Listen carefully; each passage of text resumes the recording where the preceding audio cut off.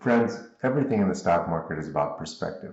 And with trade ideas technology, especially this part right here where you can add any symbols to a race, I'm viewing how your favorite Apple, Microsoft, and Tesla are doing in terms of going up since I've opened this window. And look, they're not doing anything. And this is always the case because although of course Apple's up 4 points and 2.96% at this moment right now, since we've been looking, it's not moving. Okay, you can look at Tesla, very similar. I mean, 11 points, but only 1%. And Microsoft, let's take a look at that.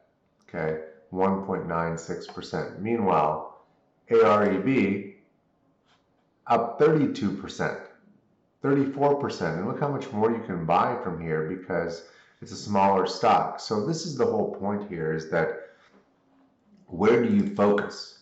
You know, you're not going to be making the large percentage returns focusing on these guys. And that's why you can, this is an anchor point for your awareness. It's perspective. Look at the numbers. It's all you have to see. The needle hardly moves here while it's moving all over here. This is where you need to be focusing. This is the trade ideas advantage.